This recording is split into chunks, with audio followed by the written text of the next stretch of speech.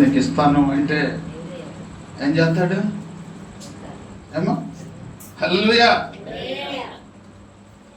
ఎత్తాడా? ఈడు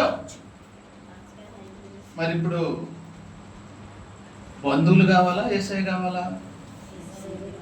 ఏమో యేసయ్య కావాలి. హల్లెలూయా యేసయ్య కావాలని అంటున్నారు కాబట్టి మీకు ఒక మాట చెబుతాను. యేసయ్య కావాలి అంటే లోకస్తులతో స్నేహాలు చేసినట్టు ఆయన స్నేహం చేసే దేవుడు కాదు. ఆయన హృదయాలను ఎరిగినటువంటి దేవుడు, హృదయాలను ఎరిగినటువంటి దేవుడు. ఈ రాత్రి కాలమందు నీ దేవుడు ఎలాంటి వాడో, ఆయన నమ్ముకున్నటువంటి వారికి ఎలాంటి సహాయము చేశాడో ఈరోజు నువ్వు తెలుసుకోవాల్సినటువంటి విషయం.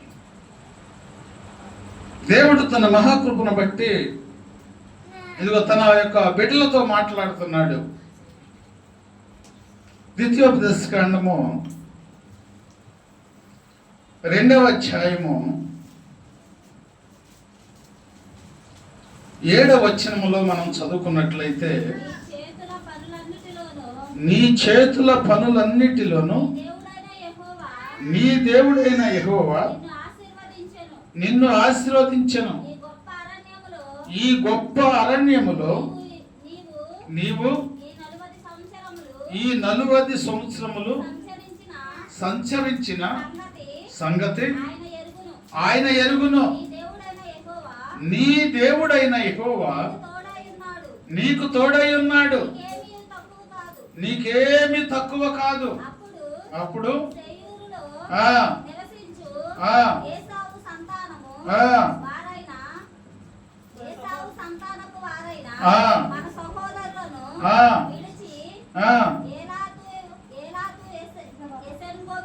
హల్లెలూయా హల్లెలూయా. ప్రభునందు దేవుని బిడ్డలారా, ఇక్కడ మనము కొద్దిసేపు జాగ్రత్తగా దేవుని యొక్క వాక్యాన్ని ధ్యానించినట్లయితే, వాక్యం వైపు మన ధ్యాస పెట్టినట్లయితే, దేవుడు మనకేం చేస్తున్నాడు, అసలు మనం ఆయన ఎందుకు ఆరాధించాలి అని చెప్పేసి మనం ఆలోచన చేసినట్లయితే, ఇక్కడ దేవుడు తన వాక్యము ద్వారా మనతో మాట్లాడుతున్నాడు. ఇక్కడ ఇశ్రాయేలు యొక్క జనాంగము అంటే దేవుని యొక్క బిడ్డలో దేవునికి వ్యతిరేకమైనవి చేసినప్పుడు వారికి కొన్ని శ్రమలు వచ్చినాయి. ఎవరిళ్ళు? ఇశ్రాయేలు అనగా దేవుని యొక్క బిడ్డలు. దేవుని యొక్క బిడ్డలైనప్పటికీ దేవునికి వ్యతిరేకమైనవి చేశారు. వ్యతిరేకమైనవి చేసినప్పుడు వారికి ఏం సంభవించినాయి? శ్రమలు సంభవించినాయి. శ్రమలు ఎందుకు సంభవించినాయి? దేవుని యొక్క బిడ్డలేగా, దేవుని నమ్ముకున్న వాళ్ళేగా, ఇంకా మీకు చెప్పాలంటే చర్చికి వచ్చేవాళ్ళేగా. మరి చర్చికి వస్తుంటే శ్రమలు ఎందుకు వస్తున్నాయి? దేవుడు చూసేవాళ్ళు అందరూ ఏం చెబుతున్నాం? దేవుడు చర్చికి వెళ్తానంట రోగాలు పోతాయంట, దేవుని చర్చికి వస్తే బలగింతలు పోతాయంట, దెయ్యాలు పారిపోతాయంట, సమస్తను కూడా పారిపోతాయంటగా. మరి మీకేందమ్మా? మీరు చర్చికి వెళ్తుంటే మరి మీకు దేవుడు లేడా? మరి ఎందుకు మీకు శోధనలు వస్తున్నాయి? ఎందుకు శ్రమలు వస్తున్నాయి? కష్టాలు ఎందుకు వస్తున్నాయి? దరిద్రత ఎందుకు వస్తుంది అని పక్కోళ్ళు అడిగారు అనుకో, మీరేం చెబుతారు? ఏమా అసలు ఆ కష్టాలు ఎందుకు వస్తున్నాయి అంటారు? దేవుని సన్నిధికి వస్తున్నాం కానీ దేవుని యొక్క చిత్తానుసారంగా మన జీవితం లేదు. ఆయన చిత్తానుసారంగా లేనప్పుడు ఆయన అనుకూలిస్తాడా మనకి? ఏమో ఒక బిడ్డ ఉన్నాడు, మన బిడ్డ ఉన్నాడు, మనకు అన్ని వ్యతిరేకంగానే చేస్తున్నాడు. అరే చేయబాగరా మంచిది కాదు అంటున్నాడు, ఆడు అదే చేస్తున్నాడు. వాడిని నువ్వు ప్రేమిస్తావా? ఏమో వాడిని ప్రేమిస్తావా? నీ బిడ్డేగా, నీ బిడ్డే, ప్రేమిస్తావా నువ్వు? ప్రేమిస్తావా? ప్రేమించవా? హల్లెలూయా. పద్దాక ఎవలోకం మీద పోతున్నాడు, గొడవలు తెచ్చి పెడుతున్నాడు, చేసిన డబ్బులు తేటలేదు. మాసం పూర్లు పెడతారా మీరు? నీ బిడ్డేగా. అదే సక్రంగా వినేవాడు అనుకో, ఏమ్మా సక్రమంగా విని చాకరీ చేసి వచ్చి ఇదిగో తెచ్చిన రూపాయి తెచ్చినట్టుగా చేసిన రూపాయి చేసినట్లుగా నీకు తీసుకొచ్చి ఇచ్చాడు అనుకో, నువ్వేం చేస్తా? ఆడు అడగకుండానే అబ్బా హల్లెలూయా. మరి నీ బిడ్డ గురించి అడిగినప్పుడు నువ్వు ఎంత చక్కగా చెబుతున్నావే, మరి నీ బతుకు ఎట్టుందో, నువ్వు సచ్చికి వచ్చిన తర్వాత నీ జీవితం ఎలాగుంటుందో, నీ తండ్రికి నువ్వు ఇష్టంగా జీవిస్తున్నావో లేదో నీ మనసులో ఏనాడన్నా పరిశోధన చేసుకున్నావా నువ్వు? అరే చర్చికి వస్తున్నాం, బాధలు వింటున్నాం, ఆయన మాటలు వింటున్నాం, ఇంటికి వెళ్ళగానే పిల్లలు అరే నీళ్ళు తీసుకురాపోవాలి నేను దారిపో అన్నాడు అనుకో, ఎన్నదంతా ఏమైపోతాం. అప్పుడప్పుడే వచ్చి పడిద్ది అది కూడా. హల్లెలూయా. ఎందుకు వచ్చి పడిద్దో తెలుసా? నువ్వు దేవుని సన్నిధికి వచ్చావని అపవాదిగా నిన్ను వదిలేస్తాడు అనుకుంటున్నావా? ఇక్కడ దొరకలేదు, నువ్వు ఇంటికాడ దొరుకుతావులే పద అని చెప్పేసి ఆడేం చేస్తాడు, నీ బిడ్డను రెచ్చగొట్టేస్తాడు. ఆ రకంగా ఈ ఇశ్రాయేలు యొక్క జనాంగం ఏం చేశారంటే దేవునికి వ్యతిరేకమైన చేశారు. దేవుని వ్యతిరేకమైన చేసేప్పటికీ వీడికి బుద్ధి రావాలి, వీడికి బుద్ధి రావాలని చెప్పేసి ఏం చేశాడంటే ఇదిగో విరోధికి అప్పు చెప్పేశాడు. విరోధికి అప్పు చెప్పేశాడు. విరోధికి అప్పు చెప్పేటప్పటికి ఆ విరోధి ఏం చేశాడు, ఇక పెట్టకూడనటువంటి శ్రమలు పెట్టేశాడు. ఎవరిళ్ళు? దేవుని బిడ్డలే. కానీ అక్కడ ఏం చేస్తున్నారు, కష్టపడటానికి కూడా పడలేనటువంటి స్థితిలో ఉన్నారు. హల్లెలూయా. అది ఎవరు? రాజుగారి చేతిలో ఉన్నారు వాళ్ళు ఉండటం కూడా. రాజుగారి చేతిలో ఉంటే ఎవరన్నా ఇడిపిమంటే ఇడిపిస్తారా? ఎవరు ఇడిపించరు. వీళ్ళు ఏం చేయాలో అర్థం కాల, ఇడిపించుకోవటానికి కూడా ఏం చేయాలో వీళ్ళకి అర్థం కాల.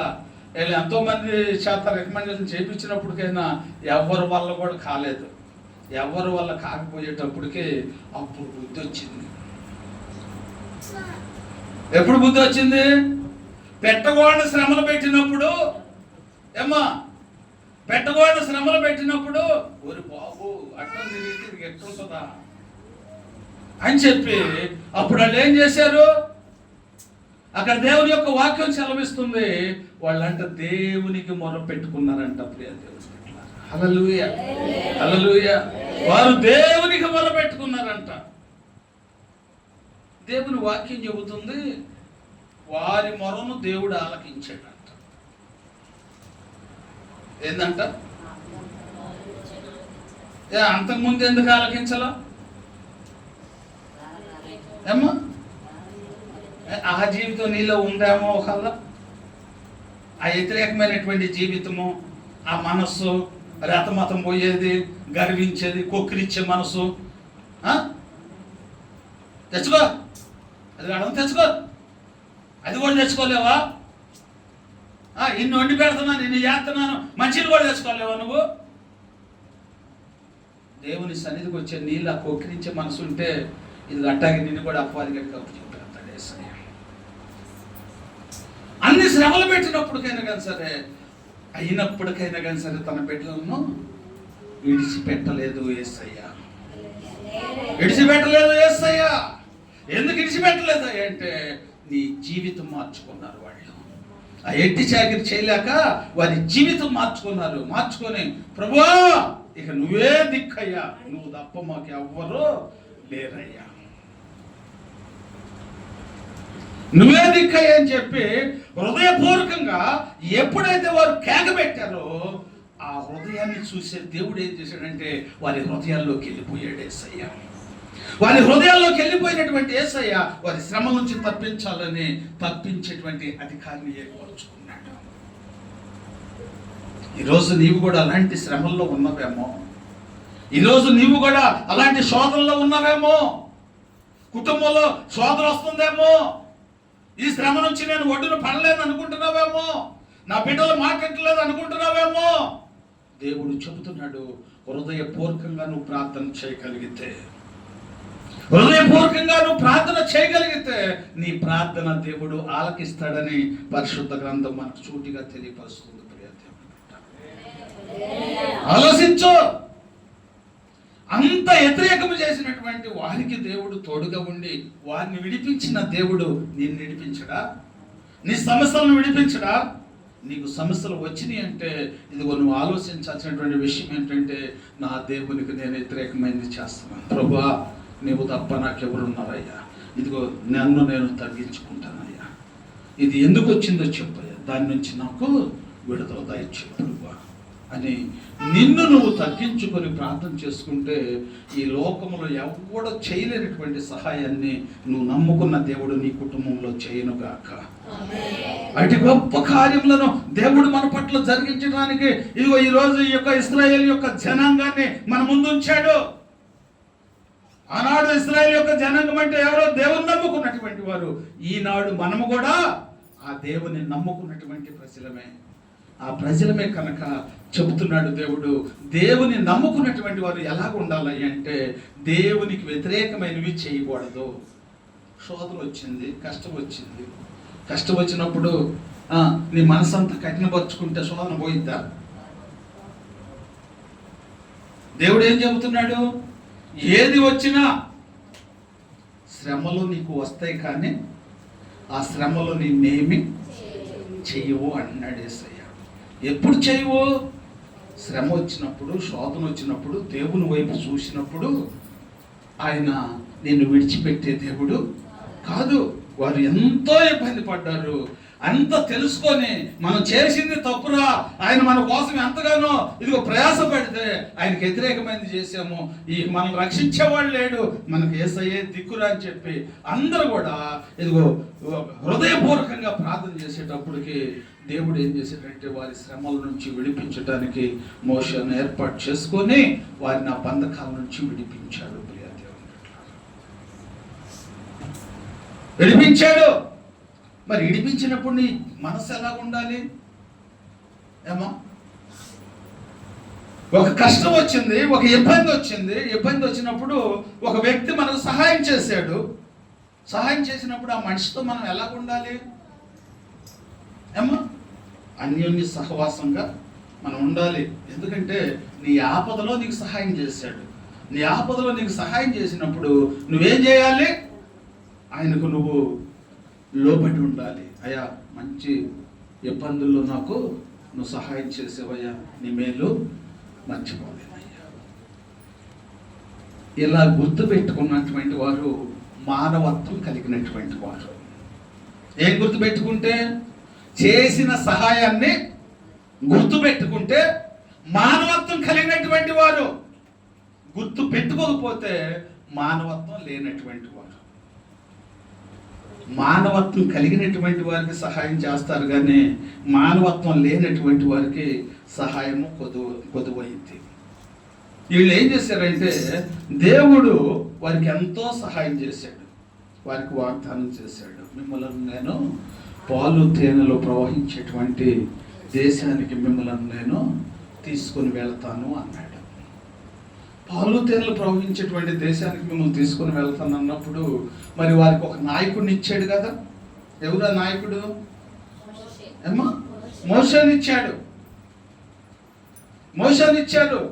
మోషేని ఇస్తే ఇదిగో వాళ్ళు ఏం చేస్తున్నారంటే మోషే దగ్గరికి వెళ్ళి, ఆకలి అయితే మోషే మాకు అన్నం అయితే ఆహారం మీద మాకు ఆకలి అవుతుంది,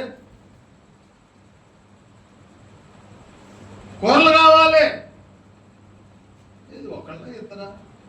ఏమో మన ఇంట్లో ఇప్పుడు మనం ఉంటున్నాము, ఒక 10 మంది ఎక్స్ట్రా వచ్చేసి మన ఇంట్లో పడ్డారు అనుకో, అమ్మ ఇంకా 10 రోజులు నేను వండి పెడతానంటారా? మనసులో మాట చెప్పండి రా, దాచుకోవద్దు. ఏమి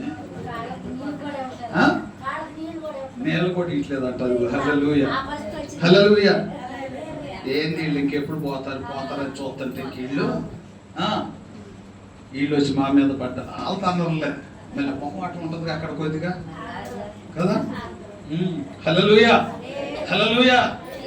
మరి 6 లక్షల కాలు బలాన్ని నడిపిస్తున్నాడంటే 6 లక్షల కాలు బలం నడవటం అంటే ఎంత ఆహారం కావాలి, ఎంత కావాలమ్మా?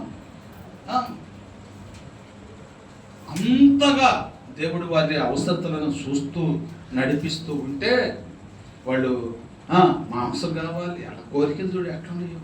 ఏమో ఎట్టగట్ట బానిసత్వం నుండి విడుదల పొందుకొని వచ్చేవి అనుకోవట్లా. ఇవాళ మానవులు కూడా ఎట్టాగుండారంటే ఆ ఎట్లాగంట కష్టాలు ఒడ్డెక్కి నీలే, ఆ దేవుని దగ్గరికి వెళ్ళి కష్టాలు ఒడ్డెక్కి నీలే అమ్మని చెప్పి ఆయన నమ్మకోట్లా. హల్లెలూయా. వీళ్ళ పరిస్థితి కూడా అలాగే ఉంది. మాంసం కావాలంటే మాంసం ఇచ్చాడు యేసయ్య, నీళ్లు కావాలంటే నీళ్లు ఇచ్చాడు. ప్రభువా ఎర్ర సముద్రం అడ్డం వచ్చిందంటే 2 పాయలు చేశాడు, దారి చక్కడు దారి ఇచ్చాడు. అమ్మా ఇన్ని చేస్తే రేపు కొండకాడికి వెళ్ళేటప్పుడు వాళ్ళు ఏం చేశారంటే వారి నిజ జీవితాన్ని బయట పెట్టారు. వారి నిజ జీవితాన్ని బయట పెట్టారు. అక్కడ పోయినాక దేవుడు మోషేకి చెప్పాడు, మోషే నీవు వాళ్ళందరినీ కూడా కింద పెట్టేసి ఆ పర్వతం మీదకి రావయ్యా, నువ్వు ఒక్కడవేరా, ఎవ్వరు కూడా రావటానికి లేదు అన్నాడు. ఆ పర్వతం ఎలాంటిది? అగ్ని మండుతూ ఉంటుందంట. హల్లెలూయా. ఆ పర్వతము తాగితే చాలంట మసి అయిపోతాం. అలాంటి కొండ మీదకి మోషేను నువ్వు రా అన్నాడు. మోషే కొండ మీదకి వెళ్ళాడు. వీళ్ళు కింద ఉండి అక్కడికి వెళ్ళిన తర్వాత మోషేకు దేవుడు కొన్ని ఆజ్ఞలు ఇవ్వాలని చెప్పేసి మోషేను అక్కడే ఉంచేటప్పటికి మోషే 40 దినాలంట ఉపవాసం ఉండి ప్రార్థన చేస్తున్నాడంట. హల్లెలూయా. హల్లెలూయా. ఈలోపు మోషే వీళ్ళ దగ్గర లేకపోయేటప్పటికి వీళ్ళు ఏం చేశారంటే అహరోను పిలిచి, మోషే ఎవడో, ఎవరిని అంటుంది ఈ మాట ఏమో, మోషే ఎవడో, వాడు ఏమయ్యాడో, ఎవరిని అంటుంది ఈ మాట? వాళ్ళ సహాయం చేస్తూ ఆహారం కావాలంటే ఆహారం, మాసం కూర కావాలంటే మాసం కూర, అవి కాకరకాయలు కేకరకాయలు ఏనామే తినేది. గతి లేదు అసలు. గతి లేనివాడి కంట అమ్మలు ఎక్కిస్తానంట. అమ్మా హల్లెలూయా. ఇన్ని చేసి ఇంత సహాయం చేసి వారి అవసరాలను తీరితే ఆయన పట్టుకొని అంటున్నారు వీళ్ళు, మోషే ఎవడో, ఏమైపోయాడో మాకు తెలీదు, నువ్వు మా కోసం ఒక తోడును తయారు చేయి. ఏం చేయమంటున్నారు? దేనికి? అంతకుముందు అది చేసిన పని ఏంది? అదే విగ్రహారాధన. మర్చిపోలేదు. మర్చిపోకుండా మా కోసం ఒక తోడని చేయమంటే ఆయన అన్నాడు, మీ యొక్క చెవులకున్నాయి ముక్కులకున్న బంగారం అంతా కూడా తీసి నాకు ఇవ్వండి అని చెప్పి అదంతా కూడా కరగబోసి ఒక దూడను తయారు చేశాడంట. హల్లెలూయా. ఒక దూడను తయారు చేశాడంట. ఆ దూడను తయారు చేసి అప్పుడు వాళ్ళు అంటున్నారంట, ఐగుప్తు దేశము నుండి మమ్మల్ని విడిపించి తీసుకొచ్చిన దేవుడు, చెప్పండి, ఈ దూడే. ఆ దూడారాధనలో ఉన్నప్పుడు ఏమైంది? వీళ్ళ బతుకులు ఎట్లుంది? ఎట్టి శాఖల్లో ఉంటారు. ఇప్పుడు వీళ్ళు ఎక్కడికి వచ్చేపాటికి ఏం చేశారు? ఆ దూడం చేసి ఆయన ఎవరో, ఏమైపోయాడో, మమ్మల్ని కాదు అక్కడి నుంచి అంట, శ్రమ నుంచి అంట ఇడిపించుకొచ్చిన దేవుడు అంట ఈ దూడ అంట. ఏమా ఈ దూడ ఇడిపించుకొచ్చిందా నిన్ను? ఆయన మోసే మాట విన్నంత వరకు వారు క్షేమమైనటువంటి ప్రయాణం చేశారు.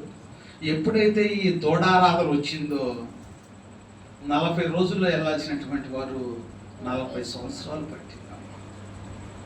ఎందుకు 40 రోజుల్లో వెళ్ళాల్సినటువంటి వారికి 40 సంవత్సరాలు పట్టడం కారణం ఏంటంటే వ్యతిరేకమైన పని చేశారు. ఈరోజు నీకు దేవుడు ఎందుకు హెచ్చరిస్తున్నాడు అంటే అలాంటి వ్యతిరేకమైనటువంటి మనస్సు నీలో ఏమైనా ఏలుబడి చేస్తుందేమో, లోబడే మనసు నీలో లేదేమో, వ్యతిరేకమైన మనసు నీలో ఉందేమో. కానీ దేవుడు వారికి ఒక వాగ్దానం చేశాడు.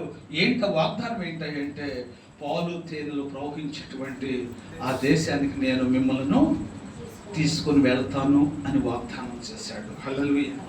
హల్లెలూయా. వాగ్దానం చేశాడు.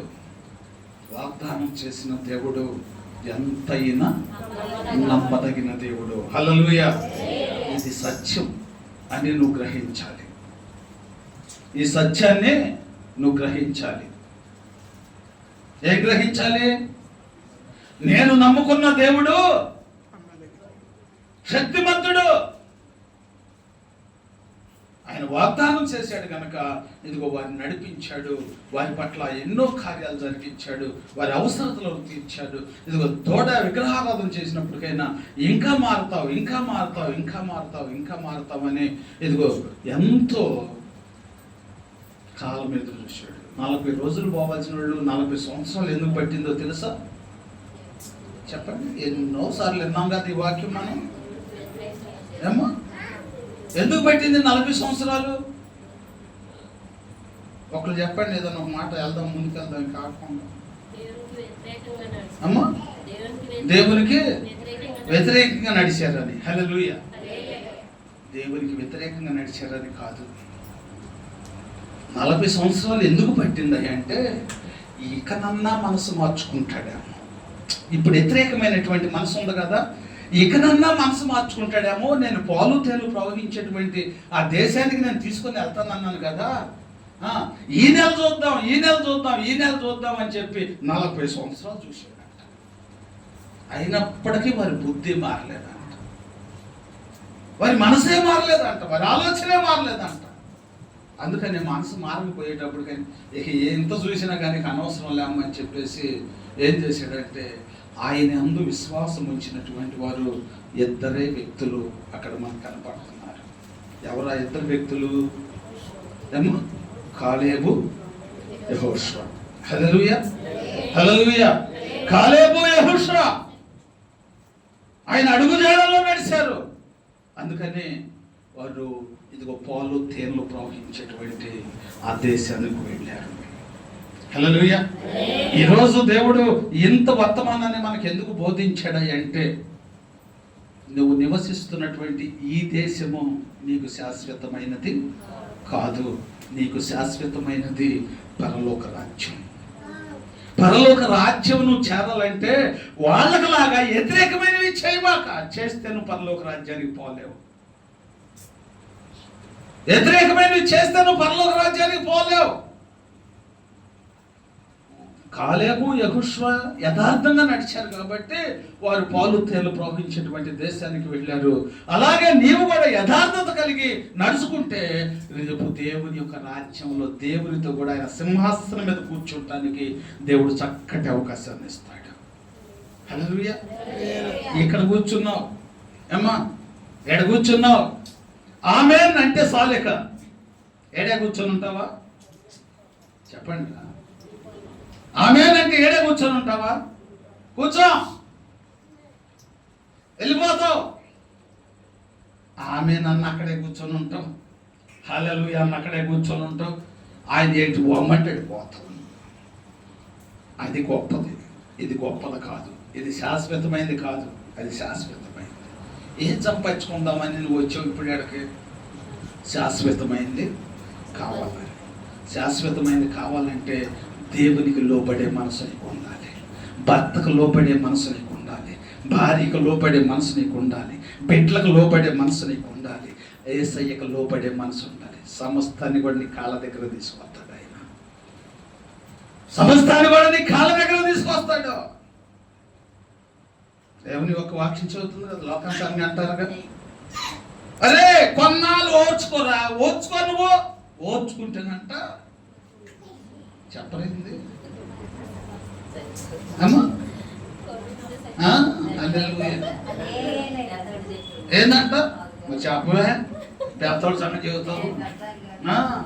ఓర్చుకుంటేనంట కోడిగుడ్డు సట్టిడంట. హల్లెలూయా. ఎందుకు? ఓర్చుకుంటే ఆశీర్వాదం ఉంది, ఓర్చుకోకపోతే ఆశీర్వాదం లేదు. స్వస్థను తెలిసిపోతుంది కదా. ఏమ్మా, ఓర్పు లేనివాడు ఏం చేస్తాడు? వాళ్ళకి తీరే దాన్ని పొలగేయటం, అది పిల్లలు పెడతాం, అది పెద్ద అవటం, ఆయన్ని జాగ్రత్త. ఇదంతా ఎందుకు బాబు పగలు కొట్టి అట్టేసుకుని తింటే ఒక దెబ్బతో పోతాయి. హల్లెలూయా. అమ్మ బయటికి పంపిరా, తీసుకెళ్ళి అలా మానిపించిన. హల్లెలూయా.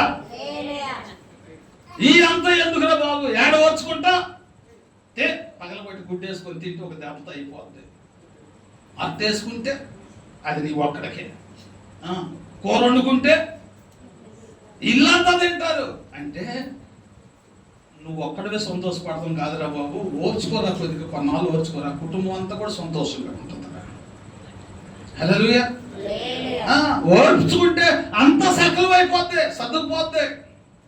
భర్త తాగిపోతాడు, కొడతాడు, కొడితే ఏమంటారు, ఇక ఈయనతో నేను కాపురం చేయను, ఈయనతో నేను కాపురం చేయను, ఇక ఇవాళ తాడో పేడో తెగిపోవాలి అంటే ఆ తల్లిదండ్రులని వాళ్ళు ఏమంటారు, తెంచుకొని వచ్చాయి అంటారా? అమ్మా ఎన్నాళ్ళు ఓడ్చుకున్నావుగా, ఇంక 4 రోజులు ఓర్చుకో, మారుతాడా చూద్దాం, ఓర్చుకోమ్మా. ఏ మాట చెబుతారు? ఓర్చుకోమనే చెబుతారు. అట్లాగే నువ్వు కూడా ఏ శ్రమ వచ్చినా, ఏ శోధలు వచ్చినా ఓర్చుకో. నీకు సరిచేసే దేవుడు నీకున్నాడు. ఎంతోమందిని సరిచేసాడమ్మా, ఎన్నో జీవితాలను సరిచేశాడు. లాస్ట్కి వచ్చేసి ఆయన 20 జీవితాలను కూడా సరిచేశాడు. హల్లెలూయా. వాడు పాలు తేనెలు ప్రవహించేటువంటి దేశానికి వెళతానంటే వారిని పాలు తేనెలు ప్రవహించేటువంటి ఆ దేశానికి కూడా వారిని తీసుకొని వెళ్ళాడు. ఎవరు పోయారు? పాలు తేనెలు ప్రవహించేటువంటి దేశానికి ఎవరు పోయారు? ఏమో యెహోషువ కాదు, ఓర్చుకున్న వాళ్ళు. ఆ ఓర్పు గురించి ఇప్పుడు నీకు నాకు ఎందుకు చెబుతున్నాడు దేవుడు? ఓర్చుకో నువ్వు కూడా. ఈ లోకంలో నువ్వు ఓర్చుకుంటే, ఓర్చుకున్న నేను కూడా నీ కోసం అమ్మా ఎన్నో శ్రమలు పడ్డా, ఎన్నో ఇబ్బందులు పడ్డా, చేతులు గాయాలే, డొక్కంత గాయాలే, ఈ బంత కూడా నాగసాల వల్ల దునబడింది. అయినా కానీ నేను ఎప్పుడు కూడా నీ మీద నేను కక్ష పెట్టుకోలేదు, నీ మీద ప్రేమ పెట్టుకున్నాను. అదే ప్రేమ నువ్వు కూడా కలిగి ఉండాలని దేవుడు తన వాక్యం ద్వారా చెబుతున్నాడు. తల్లి, ఈరోజు దేవుని సన్నిధికి నువ్వు ఎందుకు వచ్చావు అంటే నీ జీవితాన్ని సరి చేసుకుంటానికి, నీ తలంపులను సరి చేసుకుంటాను. తొందరపాటు జీవితం ఎప్పటికీ మంచిది కాదు. అని ఎప్పుడు తొందరపడతాడు రా, ఈ లేనిపోయిన ఎందుకు తెచ్చి పెడతాడు మాకు. ఒక్కడుంటే చాలు కుటుంబానికి. ఏమో హల్లెలూయా. ఆడేదో వాడు చేస్తాడు అంటారు. వాళ్ళ అన్నదమ్ములు ఉన్న వాళ్ళు ఏమంటారు, ఇక మా వాడిని కొడతామని పోతాడు. ఆడి గురించి వీళ్ళ కూడా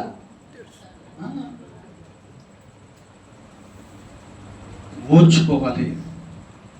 ఓర్చుకుంటే దేవుడు నీతో ఉంటాడు, నీ అవసరతలను తీరుస్తాడు.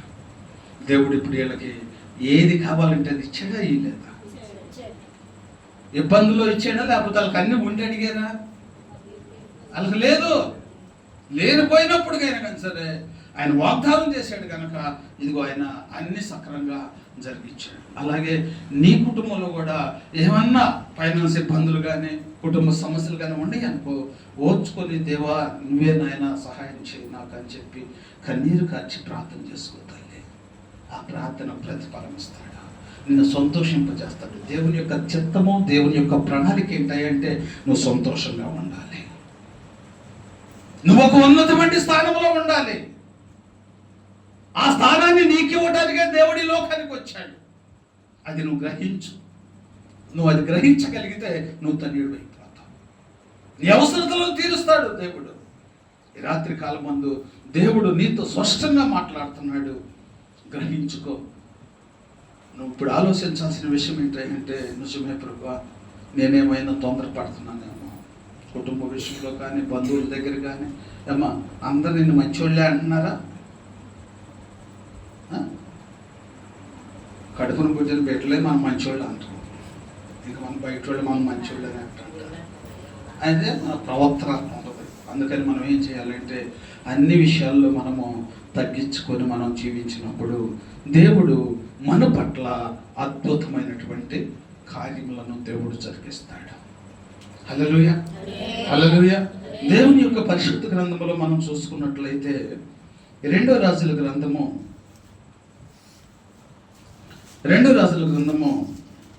4వ అధ్యాయము 6వ వచనంలో మనం చూసుకున్నట్లయితే అక్కడ దేవుడు ఒక మాట చదివిస్తున్నాడు.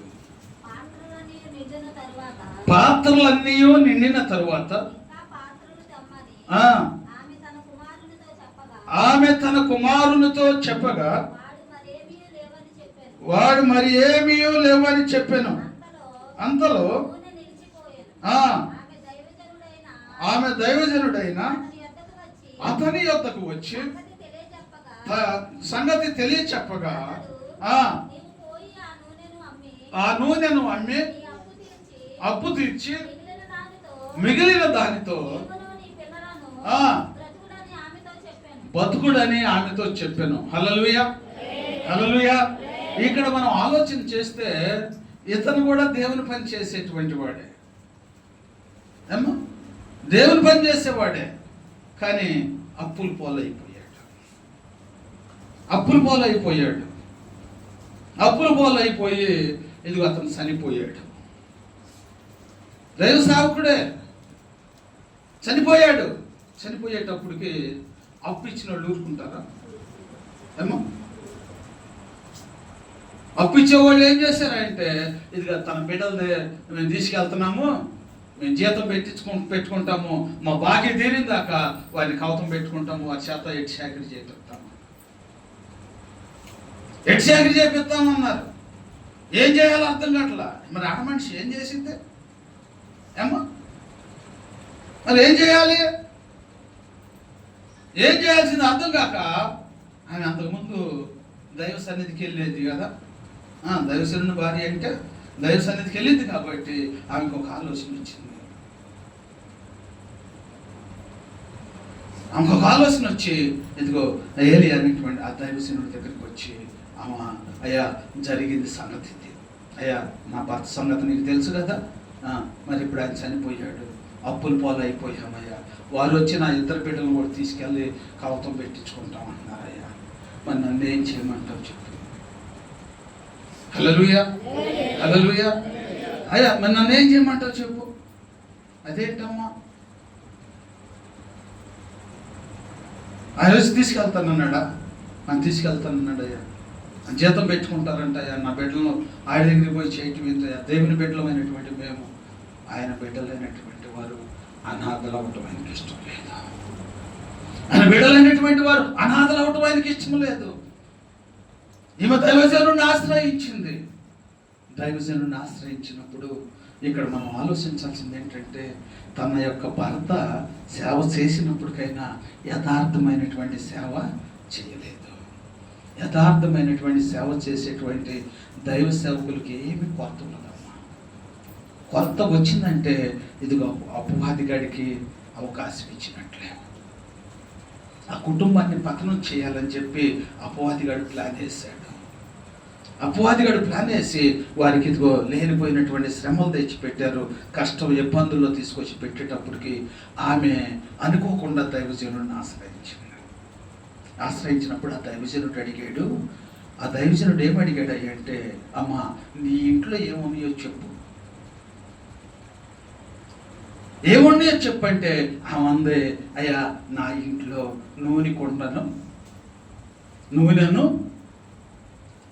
కుండ ఉందయ్యా, ఇక అంతకంటే నా ఇంట్లో ఏమి లేదయ్యా అన్నాడు. హల్లెలూయా. ఏముంది అంట, నూనె ఉందంట.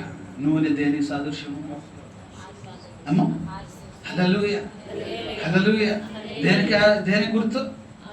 హల్లెలూయా, ప్రార్థనకు గుర్తు. అపవాదిగాడు అన్ని చేసినప్పటికైనా ఆ ఇంట్లో ఏముందంట? హల్లెలూయా. దైవ సేవకునిగా చెబుతున్నా, ఎన్ని శోధనలో ఉన్నా, ఎన్ని ఇబ్బందుల్లో ఉన్నా నీ ఇంట్లో ప్రార్థన ఉండాలి. నీ ఇంట్లో ప్రార్థన లేకపోతే సంతోషం ఉండదు.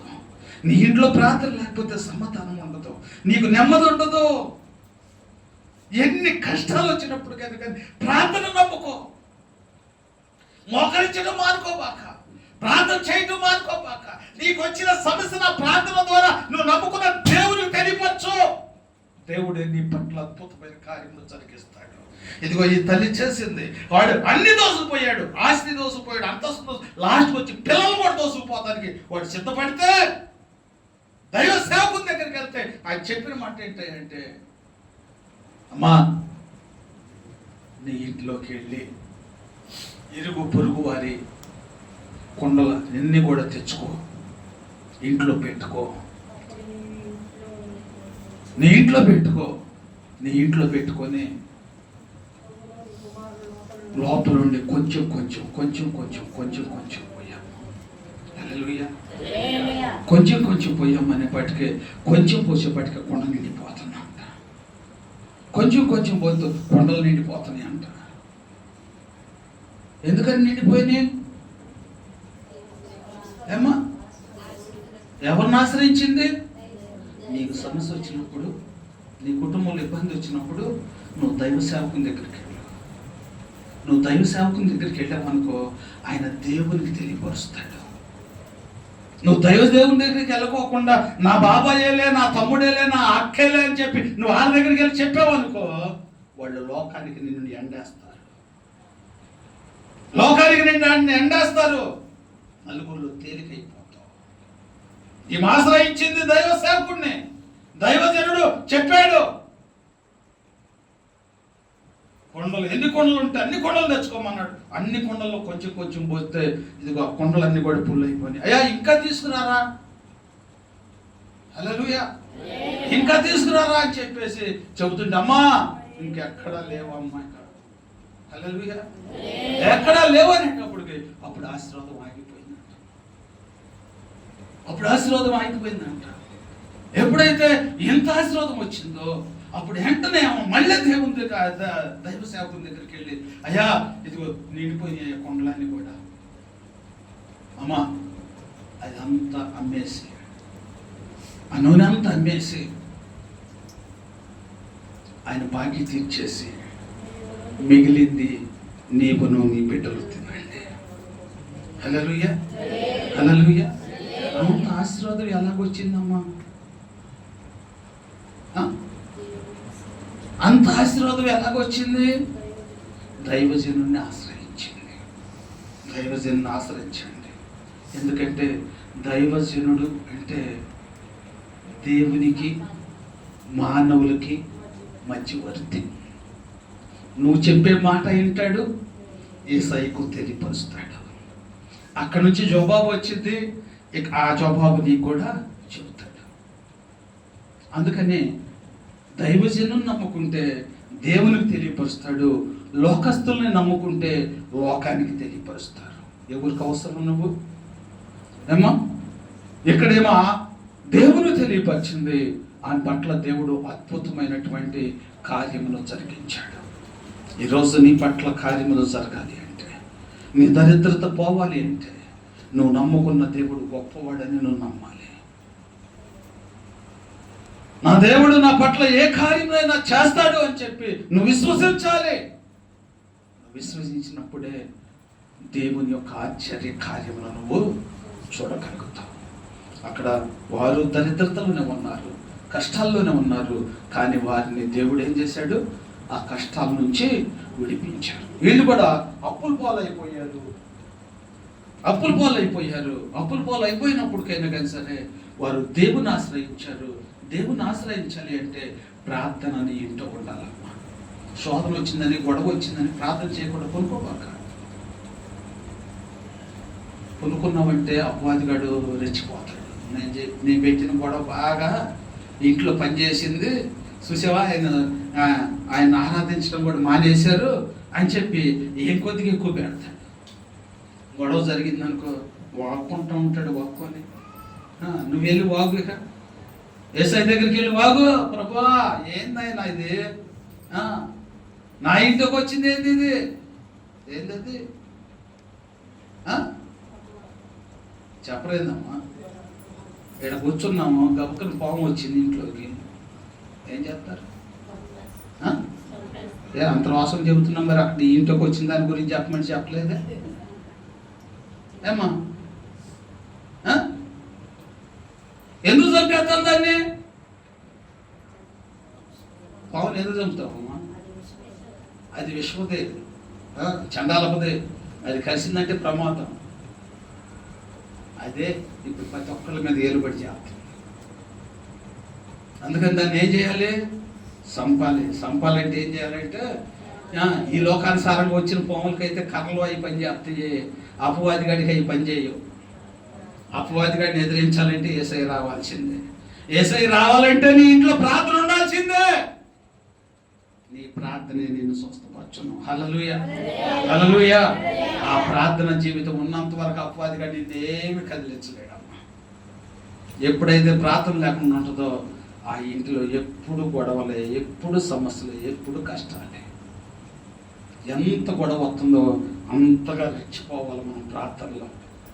ఈ లోకానుసారమైనటువంటి రోషం కాదు తల్లి, అది చూపించుకున్న వరకు ఇంకా ఎక్కువైపోతుంది అమ్మా. అది ఇంకా ఎక్కువైపోతాయి. ఇప్పుడు నీకు సమయాన్ని ఇచ్చాడమ్మా, అవకాశాన్ని ఇచ్చాడమ్మా, రక్షణ ఇచ్చాడమ్మా. దాన్ని ఉపయోగించుకో తల్లి. దాన్ని ఉపయోగించుకుంటే నువ్వు మేలు పొందుకుంటావు. ఏడే కాదు, పరలోకంలో కూడా మేలు పొందుకుంటావు. అంటే గొప్ప ధన్యతను దేవుడు నీకు ఇవ్వాలని ఆశపడుతున్నాడు. నీ శోధన నుంచి విడిపించాలని, నీ కష్టాల నుంచి. మా సన్నిధిలో ఒక ఆమె ఉందా, హల్లెలూయా. ఆమె ఎప్పుడు సాక్ష్యం చెప్పింది. హల్లెలూయా. ఆమె ఎప్పుడు సాక్ష్యం చెప్పినా కానీ ఏ సాక్ష్యం ఇవాళ కూడా చెప్పింది. హల్లెలూయా. ఎప్పుడు చెప్పినా ఏ సాక్ష్యం చెప్పింది అంటే, మాకు వచ్చిన శ్రమలు పగస్తులు కూడా రాకూడదు. ఏంటంట, ఎందుకు వస్తున్నాయి అంట? అంత తేరినటువంటి శోధనలో, అంత భరించలేనటువంటి శోధనలు ఎందుకు వస్తున్నాయి అంట? చెప్పరా ఎందుకు వస్తాయి? అది ఇప్పుడు దాకా గొంతు పోయేటట్టు మాట్లాడే కదా. హల్లెలూయా, హల్లెలూయా. ఎందుకు వస్తాయి అంటే, ఆమె ఇంటికి వెళ్ళిందంటే బాబాయిలు ఉన్నారు, చిన్న పేటలు ఉన్నారు, పెద్ద పేటలు ఉన్నారు, అందరు ఉన్నారు. ఒక్కళ్ళు కూడా ఆమె బలకలేరమ్మ.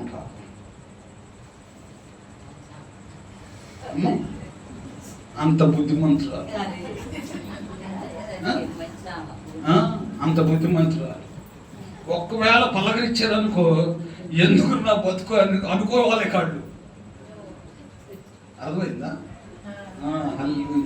ఏదన్నా పొరపాటున నోటు మాట వేసారంటే ఆ అడిగే మాటలకే ఎందుకు నాకు ఈ బతుకు అనుకోవాలి ఎదటోడు. ఆమె సాక్ష్యం ఏం చెబుతుందంటే, నాకు వచ్చినటువంటి ఈ సమస్యలో ఏ ఇబ్బందులు పకస్తుడు కూడా రాకూడదు. ఎందుకు వస్తున్నాయి అంటారు? ఇప్పుడన్నా అర్థమైంది వాక్యం? హల్లెలూయా. నీకు సమస్యలు వస్తున్నాయి అంటే నీ నోరు మంచిది కాదు, నీ మనస్సు మంచిది కాదు. అందుకనే దేవుని సన్నిధికి వస్తున్నటువంటి మనము మన మనసును సరి చేసుకోవాలి, మన మనసును నిబ్బరం చేసుకోవాలి. అన్నీ కూడా సరిచేసి నిబ్బరం చేసుకోవాలంటే నా దేవుడు నా ప్రార్థన ఆలకిస్తున్నాడు అనేటువంటి ఒక జవాబు నీకు రావాలి. ఏమో హల్లెలూయా.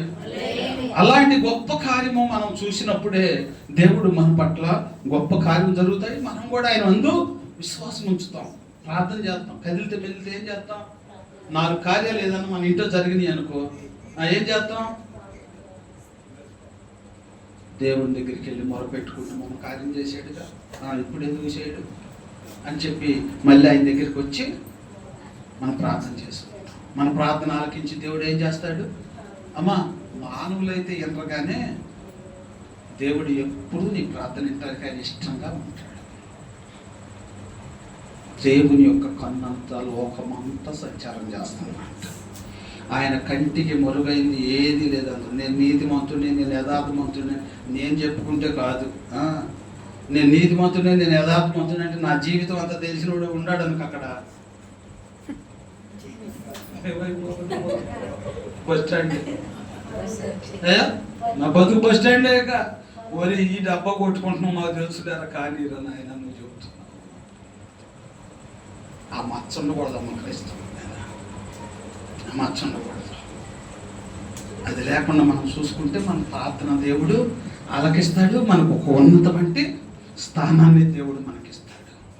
ఈరోజు దేవుని వాక్యం వింటున్నటువంటి ప్రియ దేవుని బిడ్డ, నీ జీవితంలో యేసయ్య చూపుతుందా? ఏమీ లేనటువంటి స్థితిలో నేను విడిచిపెట్టే దేవుడు కాదు. నువ్వు ఇబ్బందుల్లో ఉన్న, కష్టాల్లో ఉన్న, శోధనలో ఉన్న ప్రభువుకు మొరపెట్టుకుంటే నిన్ను వర్తిల్ల చేస్తాడు. నీ సమస్యల నుంచి విడిపిస్తాడు, నీ కష్టాల నుంచి విడిపిస్తాడు. ఇప్పుడు రేపు అనేది కాదు. నేను 4 రోజుల నుంచి చేస్తున్నా, నా భర్త నా మాట వింటున్నా, 4 రోజుల నుంచి చేస్తున్నా. దేవుడు ఆలకెత్తలేదు, నా భర్త కూడా ఆలకించట్లా. ఎందుకు ఆలకించరు? ఆయన ఆలకెత్తాడు, ఈయన ఆలకెత్తాడు. ఎప్పుడు ఆలకెత్తాడు? నువ్వు చేసే ప్రార్థన సరైంది అయితే, నీ నోరు సరైంది అయితే. చెప్పలేదమ్మా, ఏది మాకేం తెలియదు అన్నాడు చూస్తున్నారు. నీ నోరు మంచిదైతే దేవుడు చూస్తాడు, నీ భర్త చూస్తాడు. హల్లెలూయా. దేవుడు తన వాక్యం ద్వారా మాట్లాడుతున్నాడు. తల్లి జాగ్రత్త, మా జీవితాన్ని సరి చేసుకుంటామని దేవుడు తన దాసులను ఏర్పరచుకొని వాక్యం ద్వారా నీకు బోధిస్తున్నాడు, నీతో మాట్లాడుతున్నాడమ్మా. ఆయన నమ్ముకో. ఆయన నమ్ముకున్నటువంటి వారు ఎవరు కూడా నశించిపోలేదమ్మా. ఆయన నమ్ముకున్నటువంటి వారు ఎవరు కూడా నశించిపోలేదు తల్లి. దేవుడు తన వాక్యం ద్వారా మనతో మాట్లాడుతున్నాడు. చూడండి, మత్తయి సువార్త 14వ అధ్యాయము 20వ వచనం.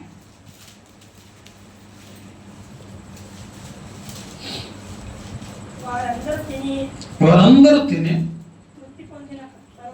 తృప్తి పొందిన తరువాత మిగిలిన ముక్కలు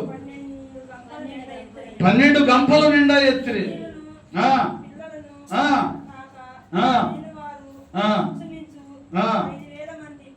హల్లెలూయా, హల్లెలూయా. యేసయ్య అంట కొండ మీదకి వెళ్ళినప్పుడు, ఆడ కూర్చొని ఉన్నప్పుడు ఆయన దగ్గరికి అంట అందరూ వెళ్తూ ఉన్నారంట. ఎంతోమంది వెళ్తున్నప్పుడు ఆయన అంట దేవుని యొక్క మాటలను బోధిస్తున్నాడంట. దేవుని యొక్క మాటలు బోధిస్తున్నప్పుడు అట్ట జనసంఖ్య పెరిగిపోయింది. పొద్దుగూగిపోయింది. పొద్దుగూగిపోయేటప్పటికి మరి ఎంతమంది అన్నాడమ్మా అక్కడ? ఇంచుమించు 5,000 మంది. ఏమా 5,000 మందికి భోజనం పెట్టాలంటే మాటలు. అందుకనే అక్కడ ఉన్నటువంటి శిష్యులు అన్నారు, ఆ శిష్యులు ఏమన్నారంటే, అయ్యా మీ అందరికి భోజనం ఏర్పాటు చేయడానికి మా దగ్గర లేదు, అది ఆ గ్రామంలోకి వెళ్ళండి, వెళ్ళి మీకు ఆహారం సిద్ధపరచుకోండి,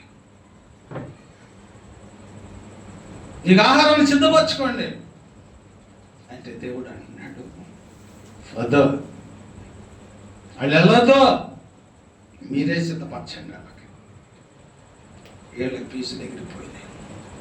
ఇదేంటి ప్రభువా, ఒకళ్ళకా ఇద్దరికా? అసలు ఏముందో మన దగ్గర వాళ్ళకి పెడతానికి? ఏముందయ్యా మన దగ్గర వాళ్ళకి పెడతానికి?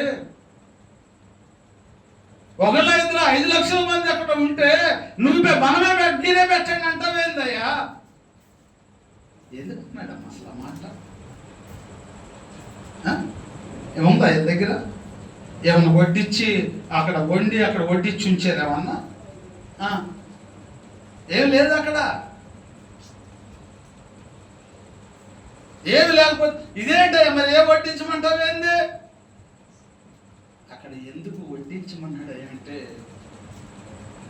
మీరే పెట్టండి అని చెప్పి ఎందుకు చెప్పాడంటే, దేవునికి ఘనత కోసం, దేవునికి ఘనత కోసం. ఆ ఘనత కోసం ఆయన ఏం చేశాడంటే 5 రొట్టెలను 2 చేపలను 5,000 మందికి ఆహారంగా మార్చేశాడు నా యేసయ్య. హల్లెలూయా, హల్లెలూయా, హల్లెలూయా. 5,000 మందికి ఆహారంగా మార్చేశాడు. అంతా కూడా ఆశ్చర్యపోయారు. 5,000 మంది తినగా ఇంకా 12 గంపలకు మిగిలిపోయిందంట. హల్లెలూయా. ఇంకెన్ని గంపలు మిగిలిపోయింది? 12 గంపలు మిగిలిపోయింది.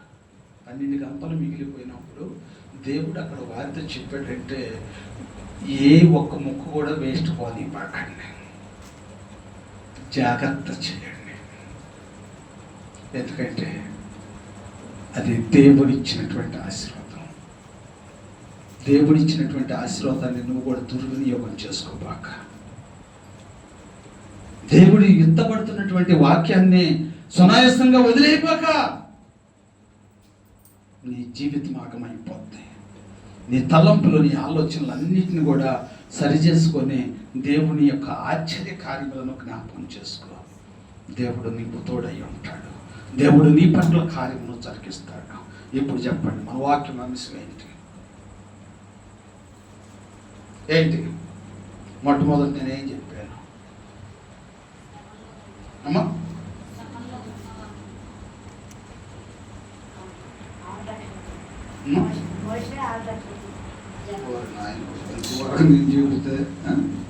అవసర సమయంలో సమృద్ధిగా ఇవ్వగలిగినటువంటి దేవుడు మన దేవుడు.